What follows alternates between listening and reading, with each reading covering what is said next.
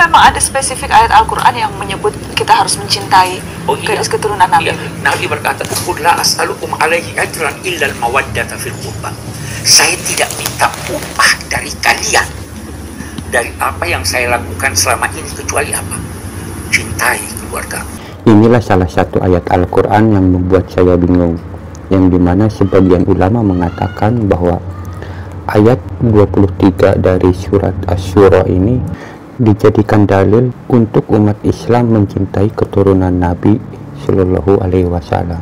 Tetapi dalam ayat itu artinya bukan seperti apa yang dikatakan oleh Quraisy Shihab, yang dimana Quraisy Shihab mengatakan bahwa di situ katakanlah, hai Muhammad, bahwa aku tidak meminta apapun dari seruanku kecuali mencintai keluargaku. Itu kata Quraisy Shihab. Tetapi yang saya baca dari aplikasi Al-Quran, di situ dijelaskan artinya bukan mencintai keluargaku, tetapi kasih sayang kekeluargaan. Ini sesuatu yang menurut saya berbeda, karena keluargaku dan kasih sayang kekeluargaan itu berbeda. Kalau kita dipaksa untuk mengiyakan bahwa arti dalam ayat itu adalah keluargaku, keluarga Nabi Muhammad Rasulullah Shallallahu Alaihi Wasallam, berarti kita harus konsisten bahwa kita harus mencintai keturunan dan termasuk Abu Lahab, karena Abu Lahab itu bagian daripada keluarga Rasulullah. Padahal yang kita tahu bahwa Abu Lahab itu termasuk keluarga Nabi Muhammad yang kafir. Nah, jika kita berbicara bahwa kalaupun keturunan Nabi atau keluarga Nabi ada yang kafir, dilarang untuk mencintainya karena kekafirannya, maka di sini juga harus konsisten bahwa setiap orang yang mengaku keturunan Rasulullah tetapi akhlaknya buruk, tidak sesuai dengan Rasulullah, maka ini juga harus dikatakan bahwa itu tidak wajib dicintai. Jangan diam saja, harus konsisten. Fakta yang ada di lapangan, ada orang yang mengaku keturunan Rasulullah tetapi akhlak dan perilakunya dipertanyakan. Kenapa para ulama diam? Seharusnya mengatakan atau harus memberikan fatwa bahwa keturunan Rasulullah yang memiliki akhlak yang dipertanyakan, maka mestinya jangan pula dicintainya sebelum orang itu yang mengaku keturunan Rasulullah kembali ke akhlak seperti akhlaknya kakeknya atau Rasulullah Shallallahu Alaihi Wasallam. Jangan hanya diam diri saja. Kalau diam diri saja berarti mengiyakan bahwa umat Islam itu harus mencintai Abu Lahab, karena Abu Lahab juga bagian dari keluarganya Rasulullah. Dan jika saya harus jujur bahwa ayat itu jika diartikan harus mencintai keluargaku, ini sesuatu yang kurang nyaman di hati saya. Tetapi jika arti itu adalah kasih sayang kekeluargaan, itu menurut saya pas. Jika ayat itu dipaksakan untuk diartikan bahwa mencintai keluargaku, maka ini sesuatu yang menurut saya bahwa Rasulullah itu mengkelompokkan atau mengistimewakan darahnya atau keturunannya. Menurut saya pribadi ini mencederai akhlak Rasulullah, yang dimana Rasulullah tidak membedakan siapapun, manusia apapun, kecuali keimanan dan ketakwaannya. Dan di dalam Al-Quran sendiri bahwa yang membedakan kita sebagai manusia ini bukan dari golongan atau keturunan atau darah, tetapi melainkan dari akhlak dan keimanannya.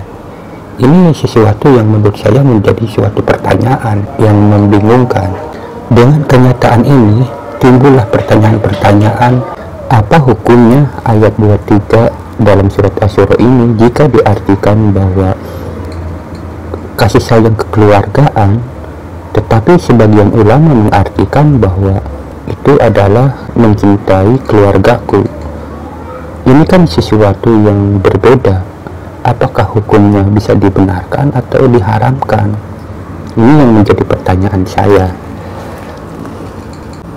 Dan inilah tanggung jawab para ulama untuk meluruskan arti dalam ayat-ayat Al-Quran, khususnya dalam kaitan ini.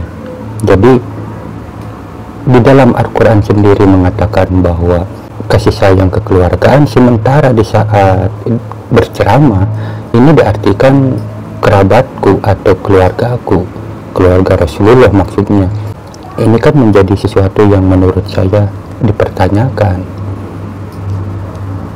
Jikalau kasih sayang kekeluargaan itu yang dimaksud, menurut saya pas, karena artinya bahwa Rasulullah di saat bertausiah atau memberikan ceramah-ceramahnya tidak ingin dibayar dengan apapun kecuali harapan-harapan beliau bahwa baik dirinya ataupun orang lain harus bisa menjalin kekeluargaan dimanapun dan kapanpun. Terbukti dengan sikap Rasulullah, dengan akhlak Rasulullah, bagaimana Rasulullah selalu mencintai kepada umat manusia, tidak peduli itu muslim ataupun kafir. Beliau membuktikan kasih sayangnya terhadap sesama manusia tanpa pandang bulu. Walaupun ada kisah atau cerita tentang bagaimana para sahabat begitu mencintai Rasulullah, itu sesuatu yang memang wajar karena Rasulullah memiliki akhlak yang mulia yang patut untuk dicintainya. Dan saya yakin bahwa para sahabat ini mencintai Rasulullah itu bukan karena darahnya, bukan karena keturunannya, tetapi karena akhlaknya.